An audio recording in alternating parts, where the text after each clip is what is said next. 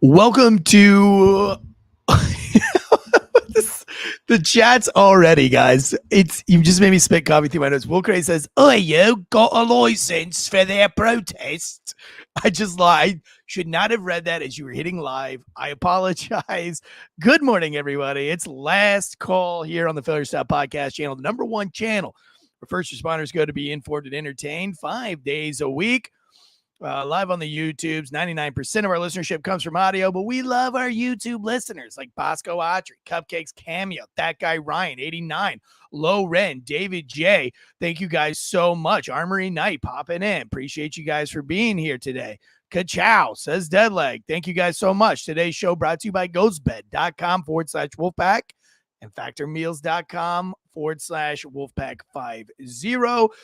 Big show for you guys today. One, we have 1 billion maybe listeners to the Trump X interview with Elon Musk and why the mainstream media is kind of freaking out about it.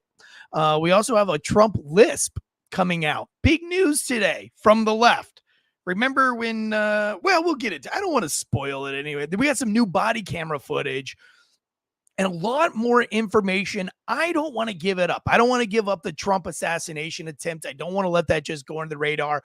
I fully believe at this point, as hyperbolic as it sounds, there is a overt coup. There is an overt assassination attempt. It was by the big guy, the Kabul. I don't know. The big guy goes to Biden. I don't want to say it was Biden's fault. I will say in my reference to the big guy being like some kind of a cabal, some kind of bigger.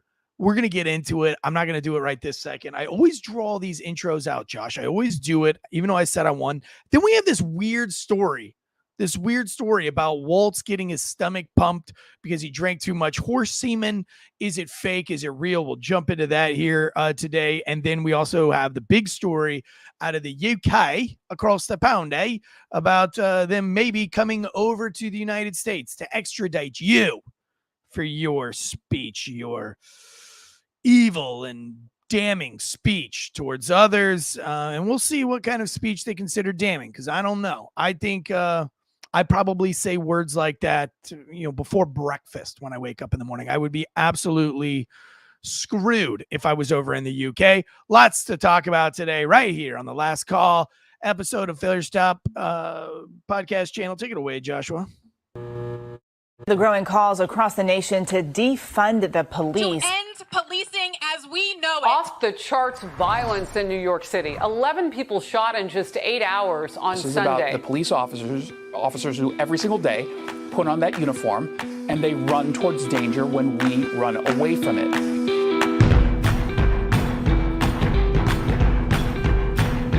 Josh, the British are coming. Ring the bells. Blow your whistle. The British are coming. The redcoats. The redcoats are coming. Josh. The redcoats are coming. The redcoats are coming. Could you imagine, though, for just a second? Could you just have like a little war fantasy for just a second? A couple redcoats show up at your door. And they're just like, sorry, mate. You had some illegal rhetoric on the old social tubes. You're coming with us. Lock him up, Bobby. Because that's what they call the cops over there, Bobbies. Could you imagine? Oh, God. I would do so much jujitsu. So much jujitsu. Come in my guard, bitch. Come in my guard. Good morning, everybody. How are you guys doing today? Tyler S. jumping in, Fulkinator. Yeah, lots to talk about here. I just wish this could happen. Difficult to look at pictures this year. You should jump on today. Talk politics with us. By the way, that unhinged rant that Difficult to Look at Pictures did, Jonathan Bates, I had to put that on our Facebook. It was the saddest, most depressing. I put it on there because I feel like, John, if you go to our Failure to Stop Instagram, take a look at it's the last post I put up. I labeled it as like what PTSD really looks like. I feel like, John, if you submit that to Hollywood for maybe another Joker movie, a new Joker movie, or maybe just some kind of just a new, like a Man Unhinged, I feel like if you take that and just send it to them, you'll get the part.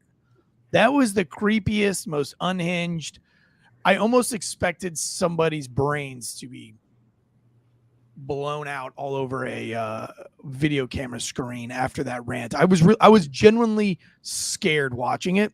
Great job. Hopefully that was an act and it wasn't real. If that was real, you need some therapy. Tyler says, sorry, we're not gonna go on there. Let's see.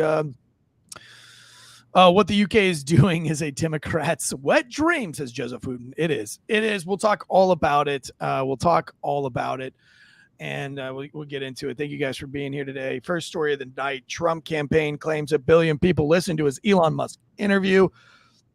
Now, there's a lot of contention about this. The media is saying that, well, I think it goes back to a little bit of karma here. Remember when Trump was making fun of De Sanctimonious when he was trying to go live on X?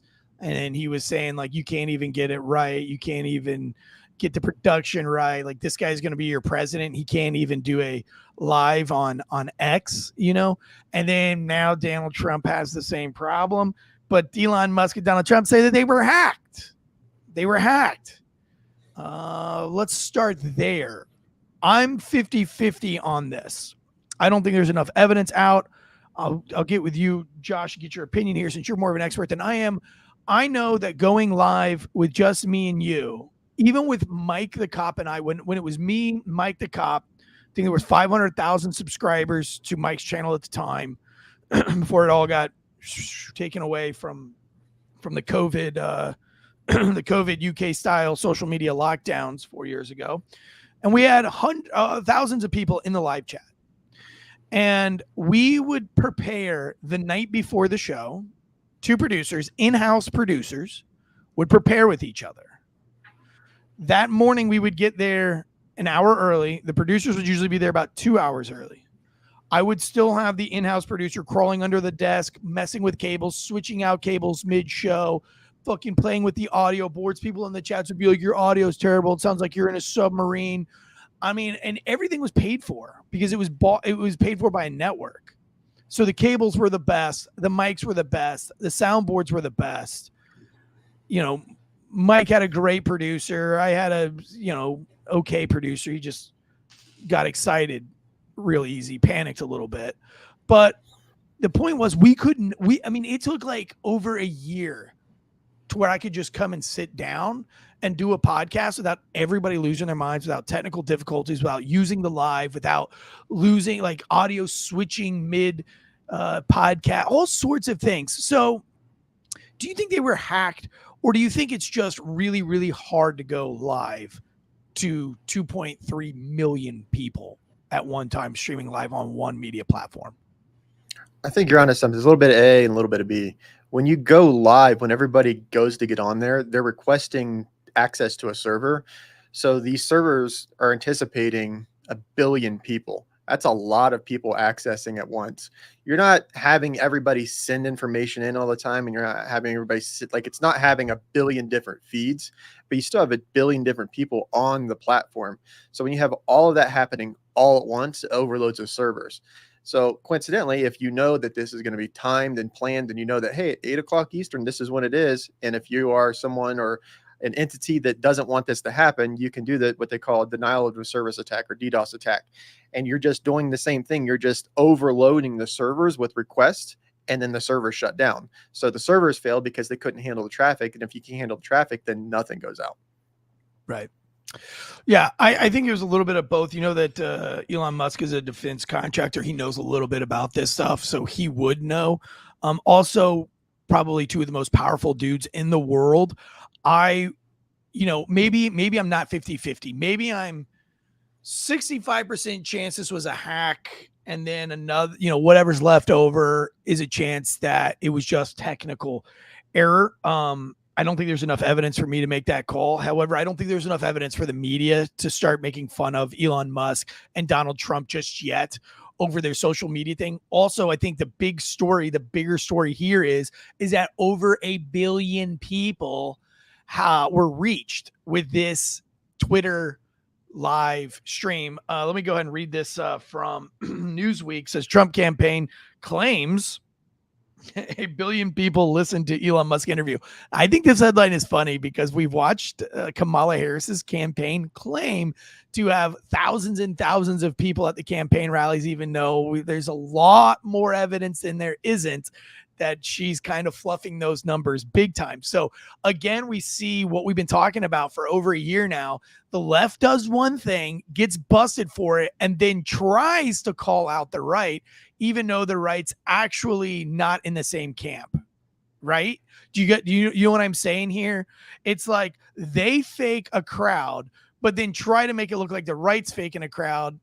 Well, I shouldn't say the right. I should say Trump. Trump's faking a crowd, but he's not faking the crowd. So it's kind of like everything that the Biden administration fails at, they try to swing it over to the Trump administration and blame them for the same thing. Cupcakes and cameos in the chat says that's not the only thing she's used to fluffing. Let me read this from Newsweek. The August 13th edition of the Palm Beach Playbook, a newsletter from Trump campaign, referred to the interview as the most successful X interview in history and added that in less than a day, over 1 billion people tuned in to hear President Trump speak. President Trump's post alone has generated over 200 million views and over 630,000 likes, while X app downloads reached an all-time high. It continued. President Trump, meanwhile, gained nearly 1 million new followers after his first X post in nearly a year. The newsletter went on to slam Kamala Harris and highlighted must-hear moments from the interview. I don't think that the interview slammed Kamala Harris even close to as much as I expected. I was actually, when I watched the live, I was like, oh, this is different, because it took him a long time to get over to Kamala Harris. He went through a lot of different policies, a lot of different things were happening. I thought the talk about him getting shot in the ear was a pivotal moment, which, wow, the media's not even talking about. This is the first real interview where he's just kind of opened up about being shot in the ear, and that wasn't even big news. And here again is where I go back to the Kamala. They blame Trump of doing everything that they wanted to accomplish themselves. So the left wanted Trump to bash Kamala the entire time. He barely bashed her at all. I thought he spent way too much time bashing Biden. I was almost kind of like, as a podcaster and somebody who has to prepare for a podcast, in my brain, I was kind of like, oh, okay, well, that's old news, buddy. Like, let's move on. Let's move on from Joey, and let's see what you got going on for horse.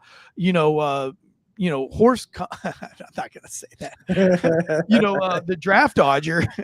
Not even. Yeah, that's yeah. And he didn't. So the fact that he did not talk about Kamala Harris all that much, and the mainstream media won't get off of just a little bit that he did, making it seem like he just bashed Kamala. Because what is Kamala doing in all of her speeches? Besides copying Trump?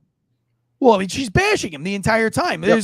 There's even her own audience is saying, okay, enough of the tit for tat with Donald Trump. What's your, what policies? We still don't have a policy agenda from Kamala Harris yet. Even on her website, which they're calling that unprecedented. She hasn't even posted anything on her website of what policy she's kind of running on. So she's the one that's making fun of Trump and giving no substance, whereas Trump comes in, gives you about an hour worth of substance, and then kind of, as the media again calls it, rambles on. Again, this is more of a podcast.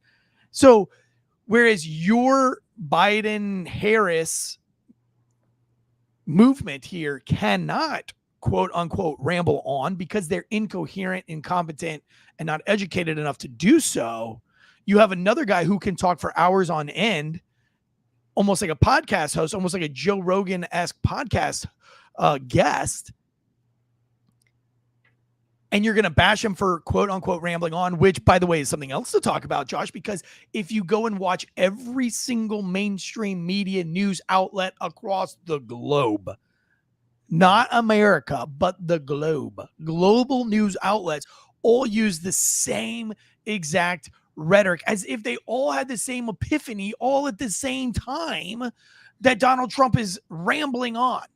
Look at all the articles. Trump rambles on. Trump seems to just kind of ramble on, and he just keeps kind of talking. Like, they're all saying this ramble on, whereas, our generation, or the new generation of media, I should say, the new generation of media, not an age thing, not like a Gen Z, Gen Alpha, Gen Millennial, but like podcast news journalist generations, we want to hear the ramblings of folks. That's why you guys tune into people like myself all the time. How, because we want to hear that. We want stuff to take up the day while we're at work, sitting at our laptops, zoning out in our cubicles. We don't want just quick blurbs. We want context. We want opinions. We want discourse. We want all of those things, which is what Elon and I believe Trump were trying to do at the time. So let me go on with this. According to a link to the recording of Trump's X profile, 27.7 million people have so far tuned into the 2-hour interview. This figure is, and by the way, 2 hours isn't that long anymore. I mean, Joe Rogan goes on for 3 or 4 hours sometimes, or more. Sean Ryan goes 3-4 hours. I was going to say that. I was about to say that next. Sean Ryan was going to. Yep. I mean, I listen to Pop Culture Crisis, and you want to talk about a show that rambles on. I love Pop Culture Crisis. But like, I learned from them because I'm like, God, they are rambling on. I hope I don't ramble on this next episode as much as they ramble. I like, just get to the news and ramble about the news. You know what I mean? I love them. Listen, I would love to go on Pop Culture Crisis. I would love to be a guest on Pop Culture Crisis. Go to Pop Culture Crisis, leave a 5-star rating and review, and say you need to get Eric Tansey from Failure to Stop on. Please. Just leave them a 5-star rating review, and everybody dump my name. If 10 people dump my name on their ratings and reviews, I will get a call 100%. 100% I will get that call. And you guys know I love pop culture, and I like pop culture. But anyway, I don't think 2 hours is rambling on. This figure is much closer to the list of Republican National Committee's website, which says 24.1 million people watch. It is unclear what the 1 billion figure references. Well, I can tell you 24. If 24 million people put it on the screen, on a screen, I think conservatively speaking, 17 million. If it's 24 million, if 24 or 27 million is the number, right? Then let's go with 17 million are watching it with multiple people in the room, watching it with them. So 17 million times 2, right? And that's live. So then you have that number. And then you have to add at least, or I would say most people would not be able to schedule their lives around a live via work, flying, driving, family, mealtime, whatever it is. They don't have the luxury of watching it live. So I would say that whoever is watching it live is only a small percent. It's like for us, you know what I mean? Like we'll get 300,000 downloads across the channel in a month. But if you look at our YouTube, it's our YouTube live, it's very minimal. It's very minimal. So if you got 27 million tuning in live, yeah, I mean, there would be a very accurate-ish number. Like, I won't say accurate, but it'd probably be very close to 1 billion if you look at it that way. We didn't restream it, but think of all the other, like the news that are going to restream it. They're going to watch it from there. So if you've got one, like if you've got someone on social media that's got 100,000 followers, and let's say 50,000 of them are tuning in to watch it, that's another 50. Like those numbers aren't counted into that number initially. So that's where a lot of this extra number comes from. The other thing is Elon reached out to both parties, both camps, both the Kamala camp and the Trump camp. He reached out to them both at the same time. And instead of replying and saying, hey, we'll do this, Kamala said, no, we won't do this. And then she puts out, hey, instead of doing an interview, give me more money.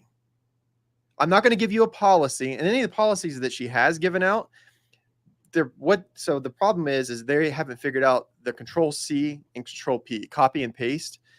They haven't figured those commands out because they're just copying Donald Trump's policies. Donald Trump comes out and says, I'm going to cut taxes on tips. And then Kamala Harris comes out a week and a half later, says, I'm going to do the same thing. Except she was the person that was the deciding vote to get the $600 stuff with the 887,000 IRS agents. So you can't on one hand say, oh yeah, Trump's bad, Trump's bad, Trump's bad. All right, I'll get with you. Trump's bad. What's your policy? What do you have as an alternative? Your alternative is me giving you more money so you can send it overseas to Ukraine. You could send another couple $1 billion to Israel.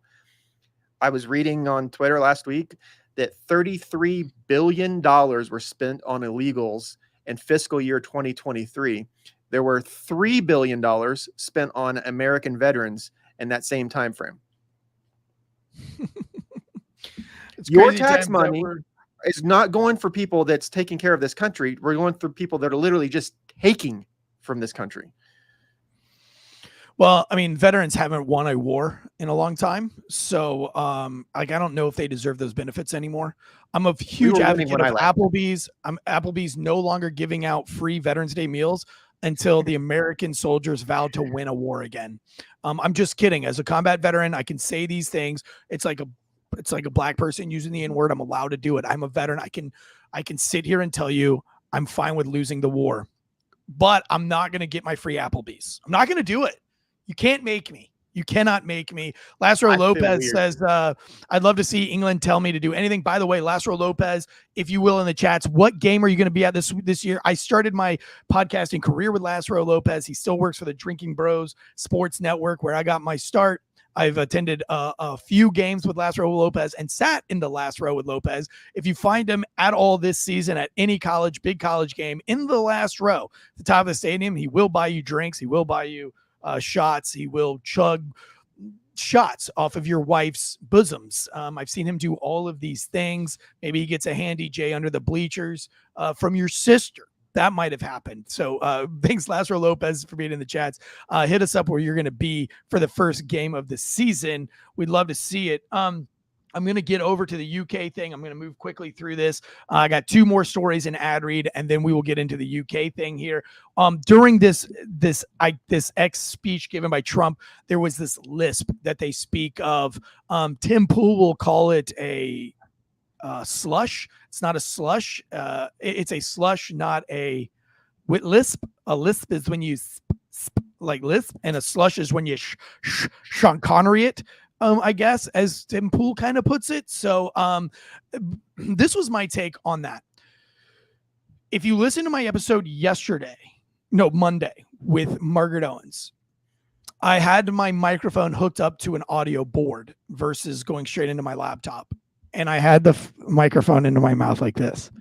And you can hear me breathe every breath. And it's so annoying. And I'm so embarrassed of that episode. That's why this episode, I've got it turned down a little bit and I've got it away from my mouth. And I hope to God I don't listen back and you hear my after every breath, because that's embarrassing. If you listen to me talk normally, I do not wheeze. There's no, you know what I mean? But if you go and listen to that episode, it sounds like I have asthma. So it sounds like I'm having a fucking asthma attack. Okay. Audio compression, audio in general is weird. Matter of fact, I touched my mic. Let me go check my audio and make sure that I'm running through my microphone and not my laptop, because you guys have known, longtime listeners know that sometimes when I start moving my mic back and forth and yelling and screaming, it will switch to laptop audio and I'll sound like I'm in a Russian submarine that's sitting tanked at the bottom of the ocean, which I didn't realize how many Russian subs have sunk to the bottom of the ocean. Yeah. Oh yeah. Googling that later. Yeah. So you've got U-571. Yep. Hunt for the Red October. Yep. You got the other one that broke in half because all the torpedoes exploded at the front.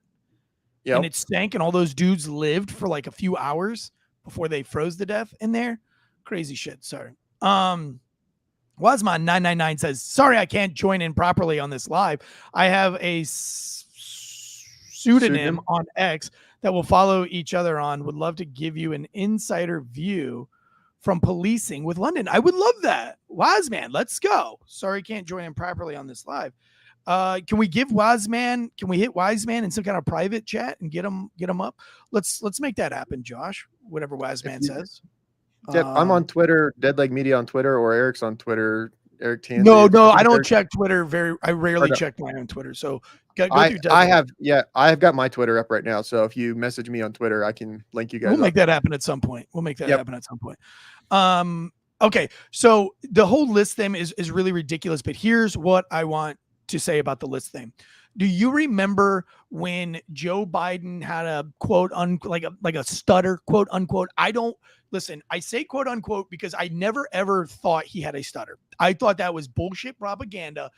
Again, that's gaslighting from the left that we just continue to see. And you know, I hate the word gaslighting. I'm using it a lot lately, but I don't have another term for it. It's like you have somebody that's mental, that's has a cognitive decline, that's mentally checking out, that's getting old, right? The dementia is setting in, all of these things. Like, we know that, we could see that, but you're telling me that he's had this speech impediment forever, and that now, like, so when he was with Obama, that wasn't an issue, but now it's an issue. Get the fuck out of here. We know it's not the issue, but you're telling us it's the issue. But remember, we couldn't talk about the stutter. Remember how that was like off limits, and it was just like really unclassy and really, oh, Donald Trump's making fun of a stutterer. Oh, but now again, remember what I told you guys, the left always tries to blame the right for what they're doing. So now the right, now you have Trump, or not the right, but Trump has a lisp.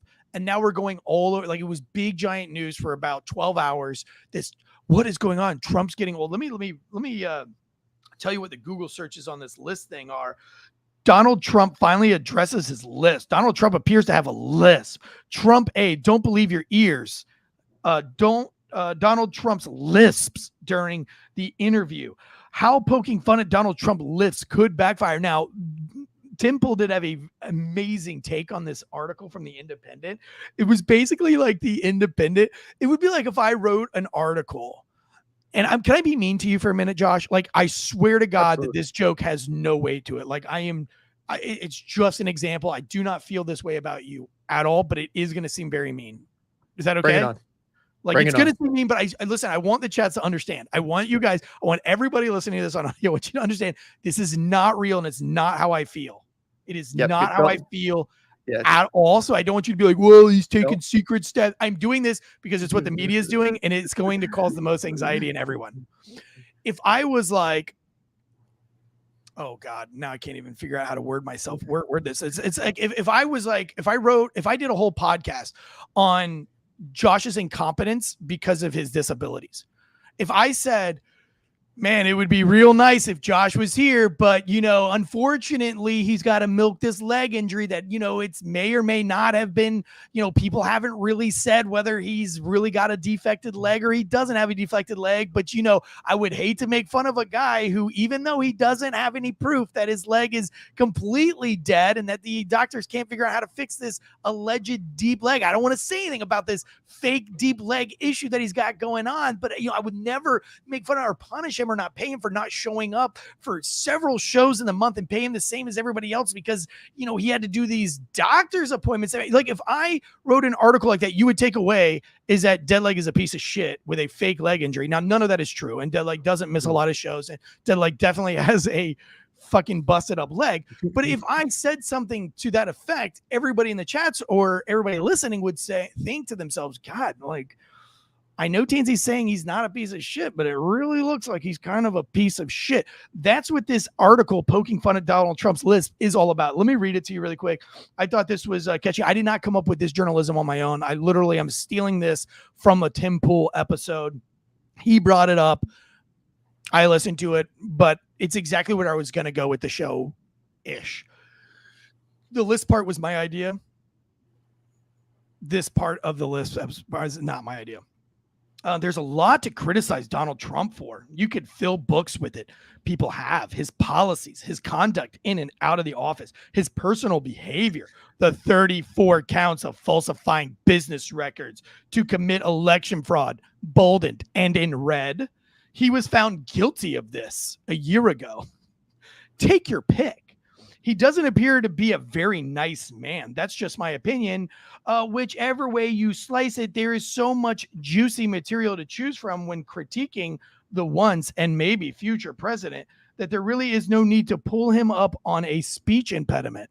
Now they're suggesting that he does have a speech impediment. Here we go. And yet that seems to be the takeaway from last night's excruciatingly dull and occasionally deeply weird conversation between Donald Trump and Elon Musk, hosted on Musk's platform. Now, not the policies, not Trump's praising of Kim Jong-un, President Putin or his accusation of Kamala Harris is stealing his policies, the main takeaway was that Trump seems to have developed a lisp, something which his campaign actively denied and his supporters pinned to audio issues. Denying reality is another strong Trump criticism. The lisp is very clear here. The thing is, so what? The issue is with what Trump is saying, not with the way he's saying it. So the whole article is like, we're not making fun of his lisp, his terrible, heinous, annoying lisp. We would never make fun of his speech impediment through his age, that is aging man. It's like, you know what I'm saying? Like, we all see what's going on. Again, gaslighting, right? Well, like, I'm not making fun. I'm not trying to make Josh look like a piece of shit, but I know everything I say is making him look like a piece of shit. This article is like, we're not making fun of this man's list, but yet you're fucking making fun of his list the entire article. Like, and we know it's not a list. You can go listen to Donald Trump before or after. There is no list. You can actually pull, and I don't remember who pulled it, but somebody pulled it. Maybe it was like, I think it was Breaking Points actually pulled audio from a different mic in the room, like a laptop mic in the room. There is no lisp at all coming from that microphone in the room. The lisp only comes from the use of the lavalier mics that were on him, which we all know cheap lavalier mics are cheap lavalier mics. I deal with this all the time with my kids' YouTube channel.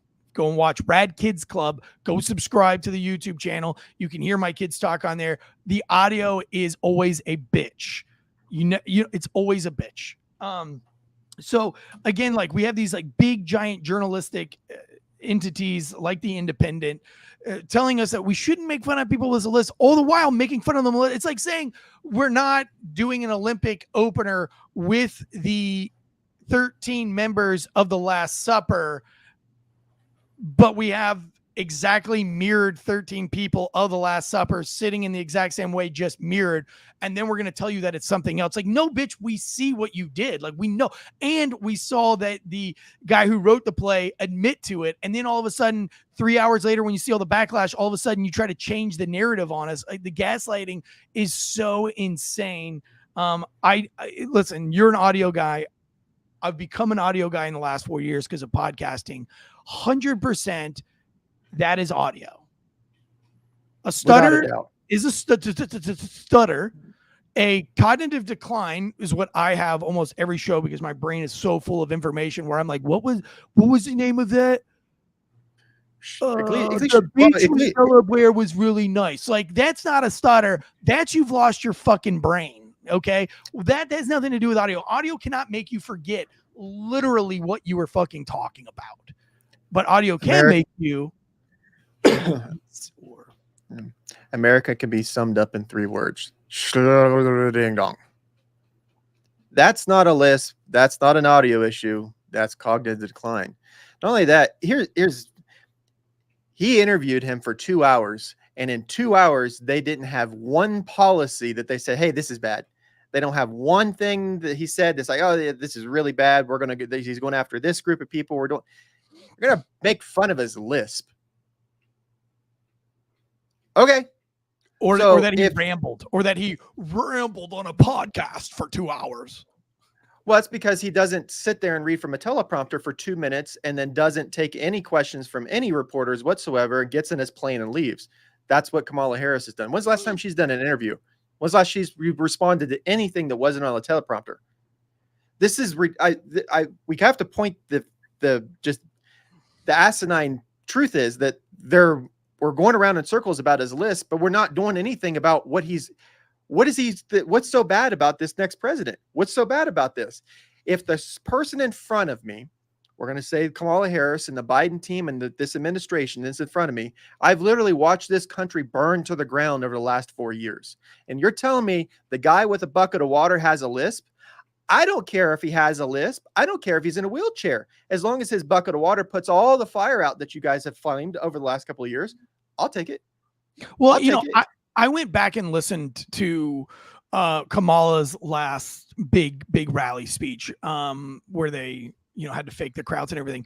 And I mean, from start to finish, it's all about making fun of Donald Trump and MAGA Republicans and making fun of Republicans. All the meanwhile, they take one clip from 2 hours of him talking about lots of other stuff. And they make it seem like he's the mean guy making fun of Kamala Harris, where Kamala Harris or Joe Biden can literally, or Hillary Clinton, she's the worst. I mean, there's nothing that Donald Trump has said that Hillary Clinton hasn't said that's at least 2 times worse than what he said. And again, that's the whole gaslighting thing. It's like Donald Trump says mean things, but we won't look at what Hillary Clinton says, which is like a lot meaner and a lot crazy. Like we'll take one crazy thing that Trump says, but we'll ignore that Hillary Clinton says, like, we should take out Julian Assange with some kind of Predator drone missile or something. You know what I mean? Like she says, like, real batshit crazy, like making fun of the joke at her own expense that Clinton's people. You know what I'm saying? So, this whole thing is really fun. And I've been,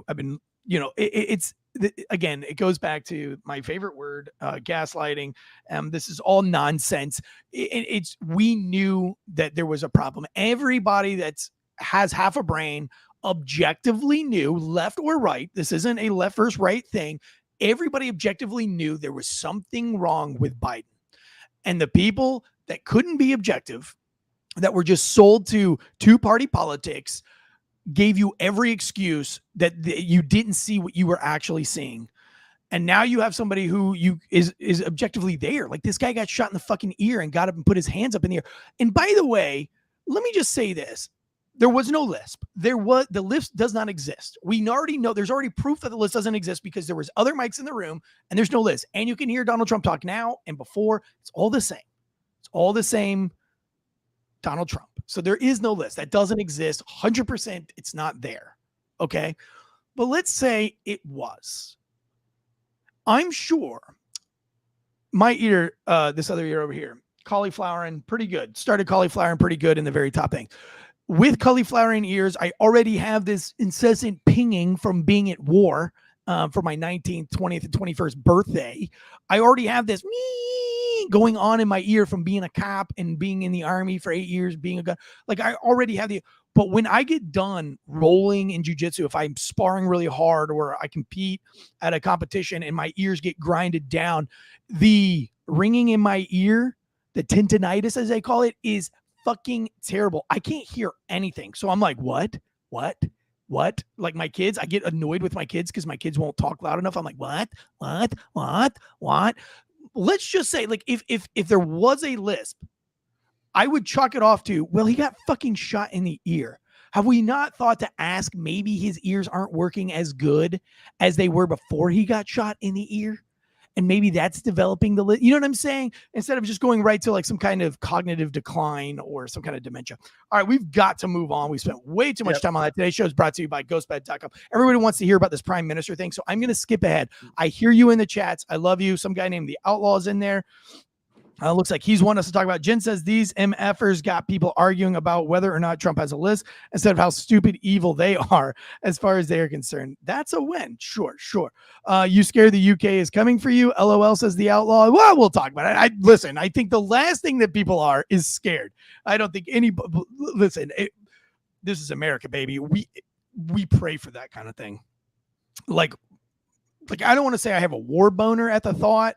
I have a war chubby at the thought, like, not a gay chub, but like I'm not gay for UK chub, but like I'm really excited at the thought that could happen. Yeah, I know it won't, but it would be fucking cool if it did. All right. So let me go into this right now. GhostBed is offering 50% off across the board. Doesn't matter if you're a LEO, first responder. They're not going to check your badge number. I've already talked with them. If you're a fan of the Wolfpack, they're going to give you 50% off across the board. They love us so much. They've hosted me, conservative aunt, myself down at the GhostBed facility. We've walked through the whole thing. They've been with me for almost 4 years now, from the beginning of my podcast career. When I left the other network and came to this one, they were the first ones to call and say, we want to come with you. We want to support the show. We want to be the mainstay of the show. Make us your number one. We love law enforcement. We love you guys. And we need a show like this for law enforcement, for first responders. And so we've been with GhostBed. They got the massage topper. I always say that mental wellness and mental health starts with a good night's sleep. You can't make good decisions as a cop. Stay out of the media because you're not doing anything stupid if you're fucking tired, if you're wasted, if you're waxed, if you got nothing left in the tank.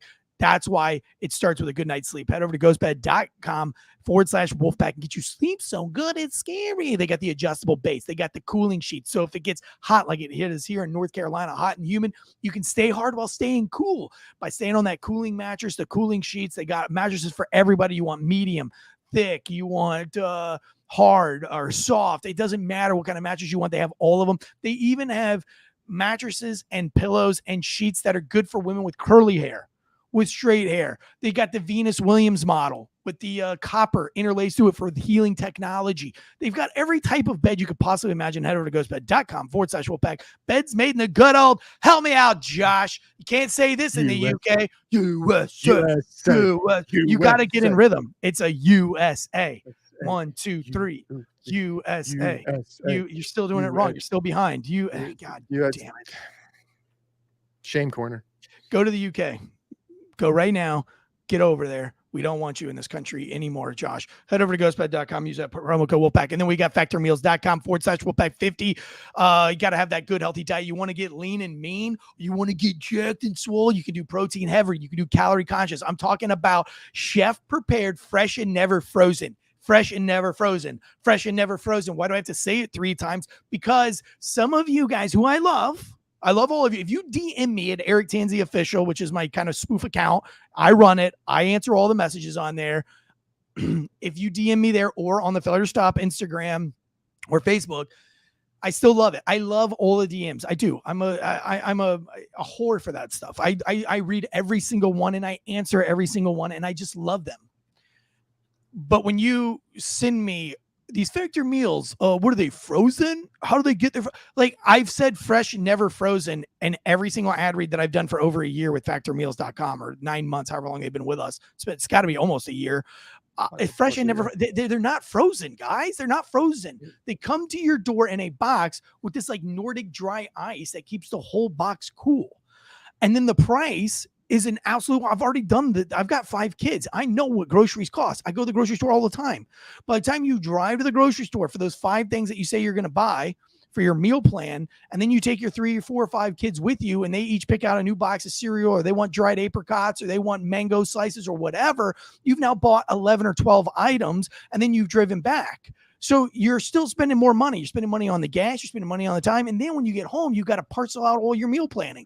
Cook your shrimp and then buckle it up. Then you got to cook your rice and then you got to put it in a container. Then you got to cook your chicken and your mushrooms and your spinach. All the meal planning stuff. It's so much time when you could have just went to factormeals.com and picked from their hundreds of meal plan options, and then they're delivered right to your door and you put them in a microwave for 2 minutes, even a peasant microwave, 2 minutes, your little Walmart brand, because your company doesn't care about you and they buy the cheapest microwave possible because they don't care about your lunch break. So while everybody else is trying to heat up their bullshit for 8 fucking minutes, you could have been in and out in 2 minutes and get on with your life. Head over to factormeals.com/Wolfpack50 for 50% off. Start meal planning today. Lose weight now so that when Thanksgiving gets here and you see that family, they're like, damn, Wazman 999, you look good. What do you do? Are you on that Ozempic cocaine diet? Ozempic and Coke, the diet of American champions? Is that what you're on right now? Or no, it's not cocaine. I'm sorry, Adderall. Are you on the Ozempic Adderall diet that everybody in the United States is on right now? You could be like, no, I'm not. I'm on the calorie conscious, 500 calories or less meal on, or maybe you're this guy Outlaw, and they're like, damn, Outlaw, you're swole, baby, you're jacked. Are you on that American TRT program from Mexico? Are you taking that Mexico fucking energy slurm right to your veins? No, baby, I'm on Factor Meals, protein heavy, 50 grams of protein or more diet, getting jacked and getting swole. Head over to factormeals.com/Wolfpack50 for 50% off. All right, here we go. I know this is what you guys want. Here we go.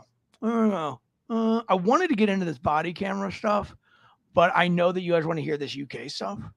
So let's go with the UK thing here. Let's just play the clip of Bean. Before you play the clip, are you a Bean fan? Yep. Mr. Bean? I'm not a British comedy fan, but some of his stuff I can stand. Wait, Wazman wants to come on right now? Oh, I don't know. Wazman wants to come on right now. How do we get him on right now? Is that even possible? Wazman, do you even have like a microphone or anything? What did he send you a chat? Yep. Do you? And listen, if Wadsman has the capabilities of coming on from the UK, I'm guessing he's from the UK. Then or dude, do you want to?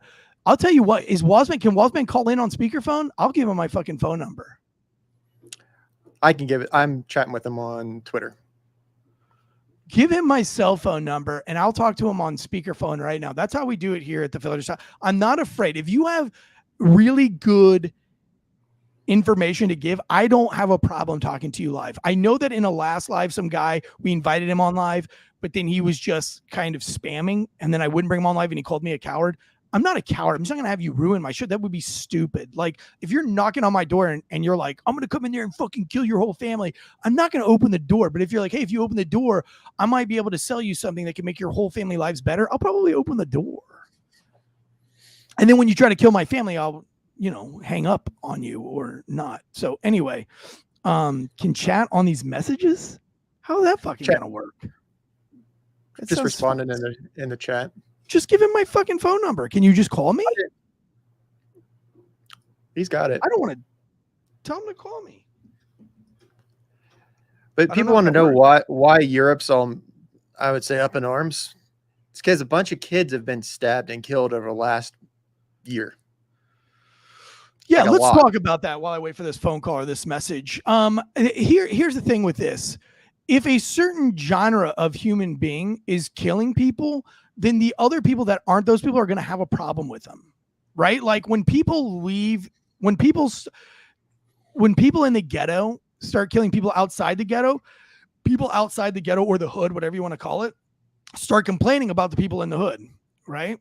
When people in the hood are killing people in the hood are complaining about the people in the hood killing the people in the hood. It has nothing to do with race or your how much money you make or you don't make. If a bunch of rich, wealthy people from Hollywood, from the hills, the Hollywood Hills, start going out into the ghetto and killing bums, or going out in the inner city and killing bums, you think like everybody's going to have a problem with those rich people that are leaving. So, if you have a bunch of immigrants who give us the stats here on the immigrant stabbings, why people might be upset with immigrants in particular. So November 23rd, 2023, riots erupt in Dublin after children are stabbed. We'll go to June 14th of this year, a child stabbed in Finland. Police suspect a man with, quote, far-right sympathies. As of the 31st of July, a third girl has died in the UK after one of the worst attacks on children in decades. And last night, man stabs girl and her mother in London tourism spot before being arrested. So if you want to know why they're upset, because a bunch of kids keep getting stabbed. And instead of doing something about that, they're calling everything a far-right problem. I don't care what you want to label the problem is.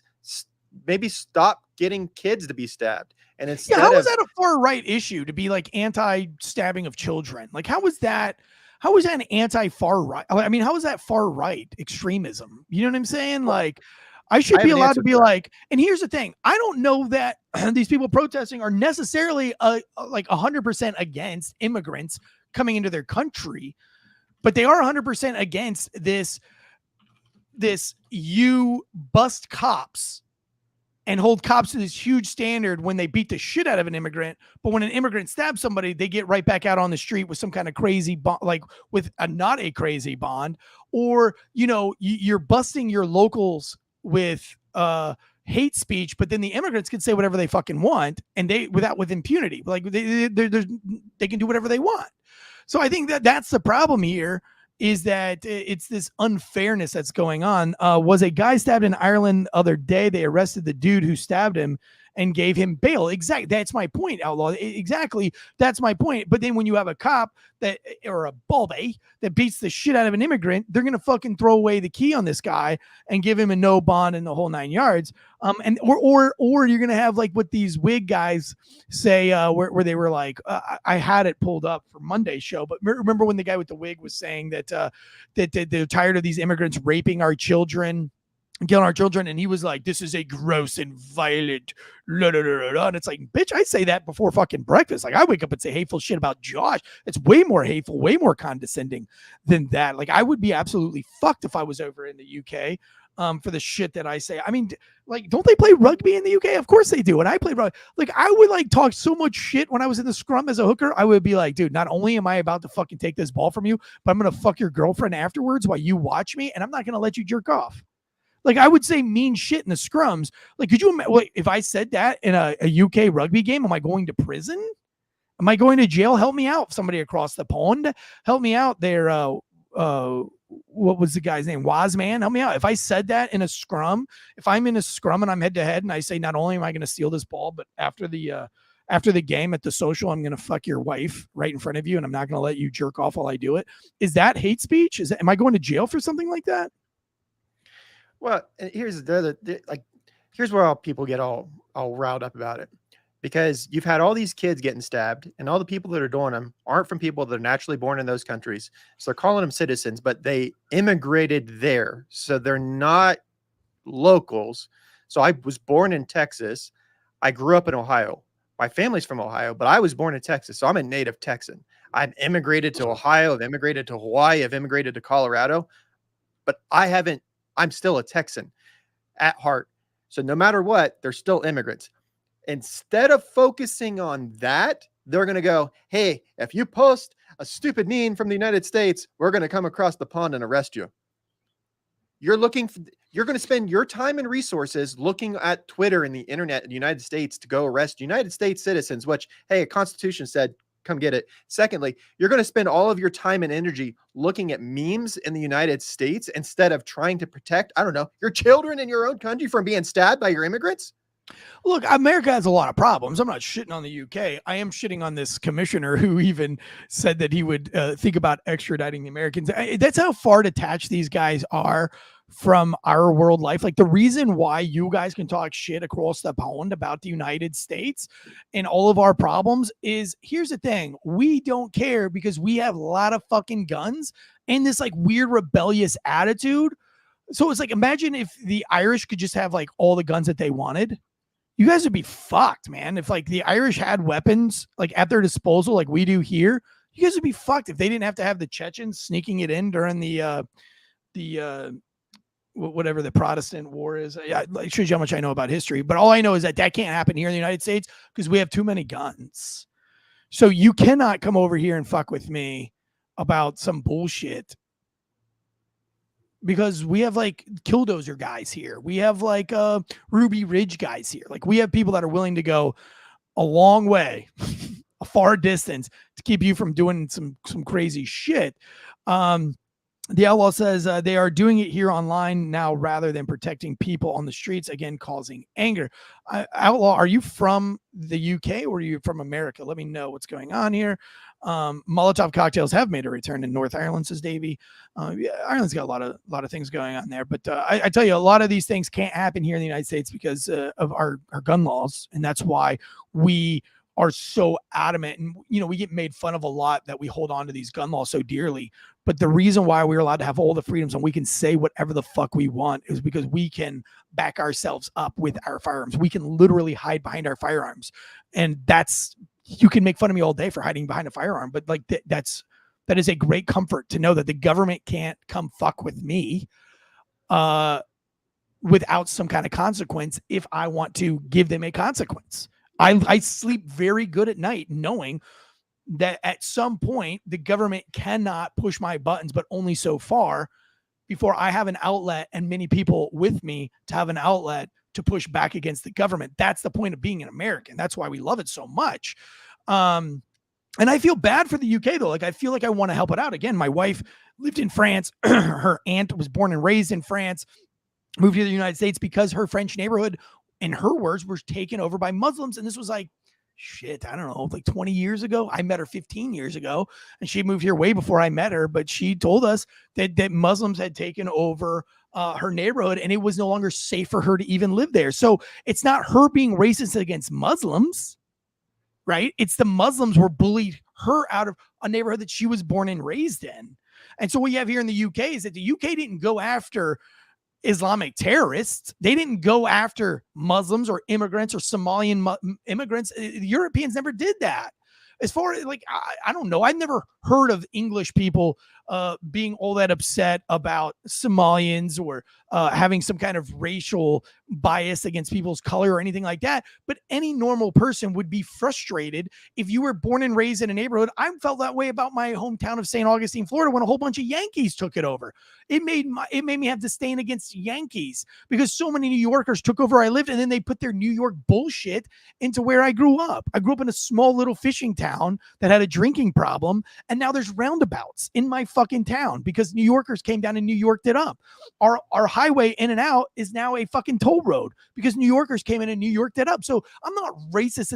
I never had a problem with Yankees or the way that they talk and they say hot dog and all that weird shit, rough, blah, blah, when they talk about water. I never had a problem with that. But when you came into my neighborhood and you New Yorked up my neighborhood, now I have a problem with you. And now I have like this kind of disdain against Yankees, not all Yankees, but I'm a little upset that Yankees come in and bully, us Southerners that are simple people that we don't want to get loud and talk. And we don't go to city council meetings because we're all brotherly love. But these Yankees, they come in and they interject themselves and they're the loudest people in the fucking room. And next thing you know, you got roundabouts and toll roads in your small town. Thanks a lot, Yankees. Thanks a lot. So it's only natural that if you were born in the UK, tell me if I'm wrong, Outlaw, and then you have some immigrants come into your neighborhood and all of a sudden you went from, 1 in 200,000 chance of getting stabbed to now 1 in 80,000 getting stabbed in your town. Don't you think that you would have a problem? And then you look at the numbers and you say, that these people are the people that are doing the stabbings that took us from 1 in 200,000 to 1 in 80,000 happen to be all illegal immigrants or immigrants of some kind that all generally have the same religious background. Like, don't you think that is acceptable to be a little bit angry and that we could question that? And then how about maybe we change their culture? They're trying to change our culture. Why not change their culture? Like, hey, you want to come down here to the South. You want the Southern hospitality. That's great. Shut the fuck up and be more like us. And then you can enjoy all these things. Or you're going to have another New York where you're taxed out the ass and everybody's a cunt and everybody treats everybody like shit. And everybody, has all these problems that New York has, which is the reason why you left New York. Or if you want to leave New York and you want to seek out a better life, here's the lifestyle that you should adopt. It's called don't live in a, homeowners association. It's called accept freedom. Yeah, sometimes you're going to end up getting screwed and some guy across the street's not going to mow his yard, but that's just life. Nothing's going to be perfect. You have to have some sacrifice to go with your freedom. But no, you come down here and you start building all these neighborhoods, all of which have homeowners associations, just like you have up in New York. You build everything on top of each other so you could smell your own farts. You guys work 70 hours a week and spend zero time with your children and then talk about how much money you don't have, yet you have a boat sitting in the driveway. You're trying to keep up with the Joneses. You're driving a BMW. Your wife's driving a Mercedes and you're complaining about that. You don't have enough time and money and that it's the job's fault when you can live in a very small house on a very nice piece of land in the swamps of Florida, not have all the amenities, but you get to spend all the time with you have with your family and you only have to work 30 hours a week because your house fucking payment's only $700 a month. That's the Florida I grew up in. Wiseman tried to call. Wiseman, try to call it one more time. Yep. I missed your call. Here, I'll call you back. Yep, he'll call you back. We're going to close the show out with Wiseman. Here we go. Live from UK. Live from the UK. If he doesn't have a British accent, I'm fucking hanging up. It's calling right now. I guess it takes a long time to get overseas. Oh, it's ringing. Oh, that's the overseas ring too. Hello, Wiseman. Hello? Can you hear us? Like, no, this is Tansey. Yeah, I can hear you. Oh, Tansey, how are you? Good, sir. We have a delay, so whenever I speak, give it 2 seconds. Yeah, no problem. No problem. I'll do the best I can. Give us your elevator pitch on what's going on over there in the UK without getting yourself arrested. It is broken. By far, it is the worst. I've been doing this job nearly 20 years, and it's the worst I've ever seen it. Are you allowed to say that? I think that's probably the sentiment of everyone at the moment, but it is it's by far the worst I've ever seen it. We've got no, like all services, we've got no money, no officers, no back office staff, no time to do anything. And when we're trying to deal with the day-to-day stuff, we're then being tucked up with these protests all around the country.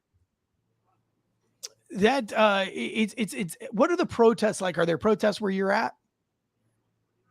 Yeah, definitely. Yeah, we had them all throughout London. Predominantly, so the UK is small in comparison to America, obviously. Predominantly up north, so in places like Newcastle and Durham and Manchester and Liverpool. So that's about 250 miles away from London. But yeah, the officers were drafted, so we call it mutual aid. The officers were drafted from London to go up and assist, because the constabularies, which is more like the sheriff's departments, I suppose, like the local police out of the metropolitan cities, don't have the officers to deal with it. So London had to send their officers up there. Now, you're not the cop or the Bobby, the officer, whatever you call yourselves over there in the UK. Pardon my uncultured American knowledge here. Are you the one that sent me the English patches a few years ago? No, not me. That wasn't you. So let me ask you this: have you been dispatched to deal with anybody's social media content? Yeah, all the time. Really? What do you do? I joined. I joined the police in 2005, and since YouTube, Facebook, Instagram, TikTok, since all of this came into force, policing has been destroyed, because without the First Amendment rights that you guys have for freedom of speech, we can't post anything. Because if somebody else is harassed, alarmed, or distressed, or they feel like the communications are malicious. So if we were to shitpost basically about someone, that would be called malicious communications. You can go to prison for 6 months for that. Yeah, my gosh. So if I, so here, when Facebook was, at its height of trying to get people to not shit post or be mean, I wrote something about my car's the tranny being busted, and I was suspended from social media for 48 hours because I talked about my car's tranny. I blew the tranny in my Jeep. I was not trying to be funny. I wasn't shit posting. I couldn't go to a Jeep Club meeting because my tranny blew in my Jeep. I was suspended for 48 hours. But you're saying if you do that, like over in the UK, somebody's offended because you said tranny instead of transmission, which here in the United States, we've called a transmission a tranny for, before transvestites even existed. You could go to jail for 6 months if somebody was offended by that. Yeah, definitely. And if you look at the recent sentencing for the offences, so the protests we've had up and down the country, the offenders who've been arrested have been imprisoned for what the offence is called violent disorder. So under the Public Order Act of 1986, which is one of the statute laws we have for public order offences, that's the second highest under riots. Some of these guys have been getting, 2 or 3 years for protests. But I think that the problem comes when other people who commit other offences, such as rape or GBH, which is a GBH is like stabbing someone or causing grievous bodily harm. Some of those sentences are suspended by the court, so they don't go to prison at all, or they might have a 6-month sentence, and that's what causes the issues. And so that's why people are upset, because it's like, rules for thee, not for me type of situation. Now, I don't want you to get in trouble. That's the last thing. So if you can't answer this question, please just refrain from answering the question. But do you feel like there is a more sinister plot of why the European or the EU is allowing this kind of behavior to take place? Like for me as an American, I ask the same thing about my government sometimes, but what is the purpose of allowing these immigrants so much flexibility in the law and being so much harder on your own people? Is there a more sinister plot to allowing them into your country, or do you have an answer for that? Again, I'll be very careful how I answer that. However, you'll see a lot on our news at the moment about the two-tier policing, and the way we respond to, I think you mentioned it earlier, perceived right-wing demonstrations and perceived left-wing counter demonstrations, and that the problems that arise from that when protests towards the right might be more heavy-handed, that way. and protests potentially for the left might be perceived as not as heavy-handed. I got you. So, when I think of European protest, I think of like the hooligans, British people are, what does Patty Pembroke say? The scousers, you guys are, when I think of European or English rather, English men, alphas, I guess. I don't know. That might be a bad, a cringe term to call them.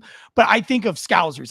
I think of these like rough bar pub hooligans who could like put chains around their fist and kick some fucking ass. Are those the ones that are the far right extremists, quote unquote?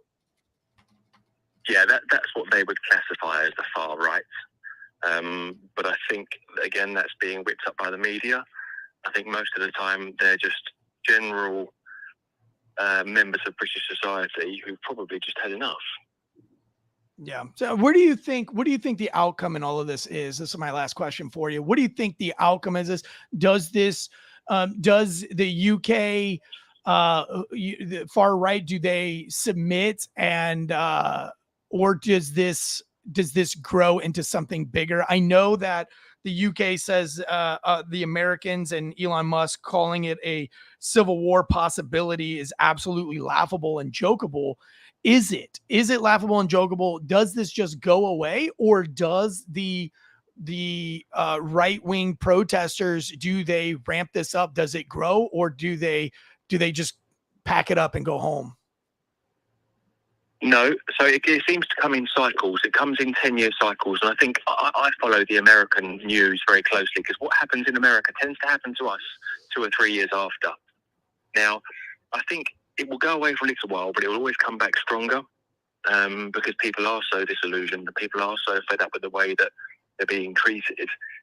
But again, of note, and quickly before I know, because this will be your last question, looking at media censorship and the whole narrative, if you look up a stabbing that occurred in Leicester Square in London 2 or 3 days ago, a man stabbed a 9 or 10-year-old girl multiple times in the head, neck and face. But because of what's been happening recently, that hasn't made the news because they don't want to perpetuate it any further. So that whole media censorship against trying to perpetuate it is very much in swing, when it probably wouldn't be if it was on the other foot. Wow. If you stab a 9-year-old girl, one, stabbing is such a passionate crime. It's such a brutal crime. If anybody gets stabbed that's 9 years old, I'm assuming it was an adult or an older teenager that stabbed this young girl, not somebody her own age. It was a grown man. It was a grown man stabbed a random 9-year-old girl in the head, neck and face. And there was also some left-wing protesters who broke into a Christian church and desecrated a cross and other items in the church. Again, that was blanked out of the media because they don't want to portray the left as being bad. Right. Yeah, because that's not a hate crime. If it's against Christians, it's not a hate crime. If there's a mosque, it's a hate crime and the world will know about it. If it's Christians, there's an absolute war on I really do believe that there is a war against good and evil that is happening. There's always been a war against good and evil. But right now I think we can see it, in this decade more so than and I think that's because of social media and the power of information. And the only thing they can do is say it's misinformation or disinformation when we know it's not. We know that this is real information. Wozman, we want to hear from you again. You have my number. You can call me anytime or text me anytime with whatever you got. I know that you can't say a lot of things, but I can say whatever I want because I'm in America. So you can just, feel free to just send me articles and then you have to say no more. I can speak on those articles. We appreciate what you're doing, but please stay safe. And we hope to keep you a part of the Wolfpack forever. And we are praying for you. We have our own problems here. And we have a lot of problems here. So we're not too far different from you. We've had our riots, we've had our things. But again, like I say, when there's riots here in America, even me as a cop dealing with protests and riots, I have to understand and know that these folks that are protesting, whether they be left wing, right wing, or whatever, they could have a gun and they could fucking shoot and kill me at any minute. So I have to be very careful on how I approach and how I deal with these. I can't just go full heavy handed and say, I'm going to arrest you. Or I can't say like, we're coming to get you at your house, because they can put me in check just as fast. And I've always said this to some of my sergeants. I didn't say it, but my sergeants have said it to me. They say, look, guys, we have this warrant for this thing. This could get out of hand. Before we go down this hole, is it worth it? Is it worth us taking bullets and shooting into this household that could have killed? And more times than not, we say, no, it's not worth it. And we allow that person to kind of continue on, as it is. But, I think what makes it different from us looking in at you is you guys can, you're the UK, the government can go unchecked, unfiltered from its citizens, because you guys cannot fight, your citizens cannot fight you back. So you can go into their home and arrest them for social media business. I promise you, I would say right now that if you took 10 people who made bad social media posts here in the United States and you tried to serve all 10 warrants, I bet you 7 of those warrants would end in a police-related shooting. Oh, of course it would.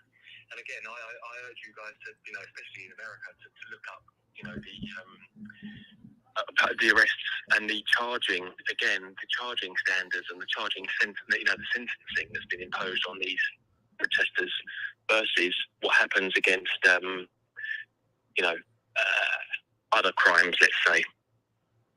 Well, Wazman, last thing here in the chats is Loren says, go ahead and pack your family up. Come on in through Mexico. We'll pay you.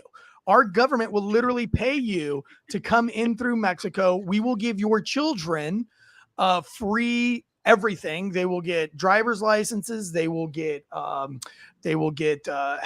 not health care. Well, yeah, they're giving immigrants health care over here. They'll give you health care. They'll give you public school access. They'll give you everything. Don't try to do it the right way. Come in through Mexico. We got you. Listen, I'll put you right up in my neighborhood. It's super safe, super friendly. Everybody has guns. We all train together. Huh?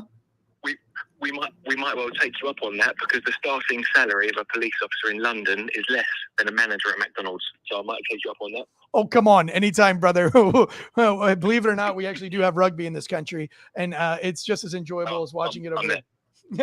All right, Walter. We appreciate it. Stay safe. Don't get arrested. And cheers. Thanks, Eric.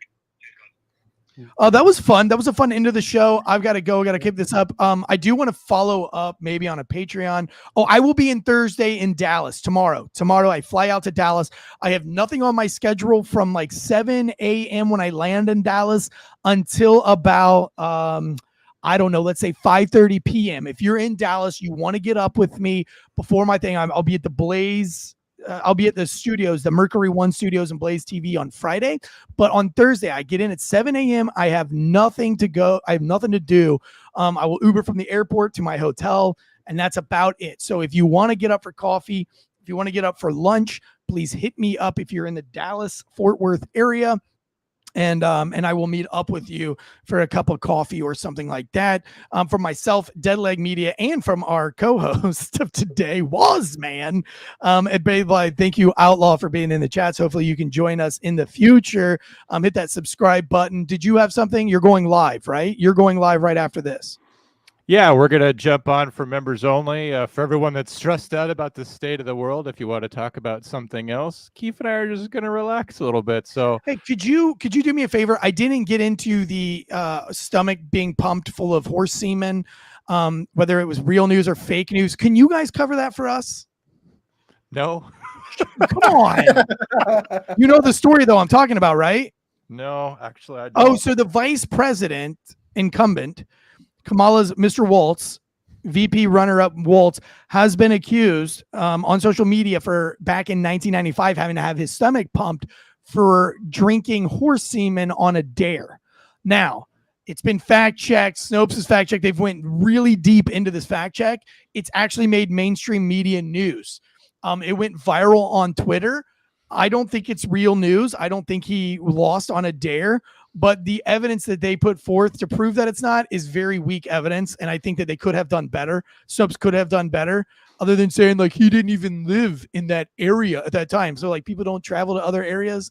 People don't go like hang out with other people in other areas. I don't think that's a very good piece of evidence. But anyway, that is a real story that allegedly Waltz drank horse semen on a dare on a farm in Nebraska and had to have his stomach pumped for doing so. But if you guys can't cover that, it sounds like a fairly typical Nebraskan thing to do. The thing to me that makes it seem very unrealistic is that horse semen is very expensive. Yeah. It's an odd fact that I didn't know. All right. Well, wait. I mean, you gotta put some work in there to go out there and get it. So You guys hit the like and subscribe button. Share us on your social media. Unless you're in the UK, please do not share us on your social media. But you can hit subscribe to our channel. We love you guys. We think of you very highly. I know that sometimes it might seem that I make fun of the UK. I don't. There's a lot of great things that I love about Europe and things like that. So please, don't take it to heart. I'm just a C- student at best, trying to make his way through this world. Nothing that I say really is of substance and should hurt your feelings in any way, shape, or form. For myself, Deadleg Media, Jonathan Bates. Stick around for the Sports Edition show / news show with Jay Bates and Kiefer from One More I'm Out of Here podcast. Until next time, guys, stay alert, stay alive, stay awake. We'll see you on the next one. Cheers. Guns up, giddy up.